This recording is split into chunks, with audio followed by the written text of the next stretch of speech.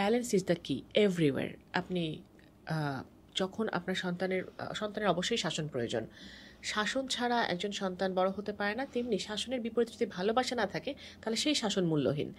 সুতরাং আপনাকে ব্যালেন্স করতে হবে। ব্যালেন্সিংটা করার জন্য আমরা প্যারেন্টিংয়ের 4টা টাইপ আমরা বলি মোটা দাগে। একটা হচ্ছে অথরিটারিয়ান প্যারেন্টিং, যেখানে প্যারেন্টস হচ্ছে খুবই কড়া, তারা বাচ্চাকে সবসময় খুব শাসনের মধ্যে রাখেন, বাচ্চার সব কিছুই তারা কন্ট্রোল করতে চান।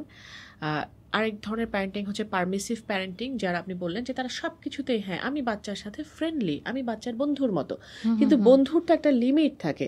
বন্ধু যদি সব কিছুতেই পারমিট করে তাহলে সেই বাচ্চা তো স্পয়েল হয়ে যায়।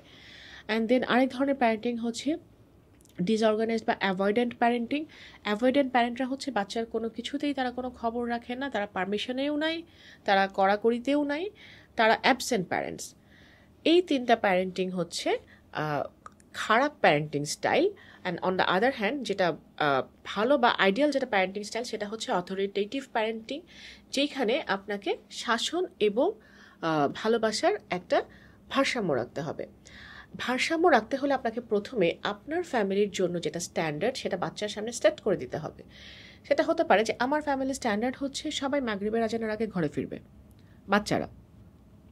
কারণ আমরা অনেক সময় দেখি বিশেষ করে ছেলে বাচ্চারা যখন অ্যাডোলেসেন্টে পৌঁছায় তারা ঘরের বাইরের সাথে রাত 8টা-9টা বেজে যায়, তারা ঘরে আসতে চায় না। হ্যাঁ, বন্ধুদের সাথে আড্ডা, এটাকে তারা খুব কুল মনে করে, হ্যাঁ স্মার্টনেস মনে করে।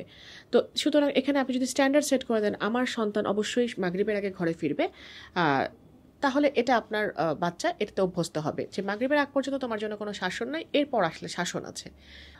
মেয়ে বাচ্চাদের ক্ষেত্রে আমরা অনেক সময় যে পর্দার একটা বিষয় থাকে, তো আমি আমার ফ্যামিলিতে যেমন আমি আমার বাচ্চাকে পর্দার মধ্যে আনতে চাই, তো আমি যদি তাকে সবসময় একটা খুব খোলামেলা ড্রেস পরে বড় করেছি, আমি তো তাকে অবশ্যই 11-12 বছরের বয়সে এসে বলতে পারবো না তুমি কাভার্ড ড্রেস পরো। আমি তাকে 14-15 থেকে বলতে পারবো না তুমি হিজাব পরো, তুমি বোরকা পরো।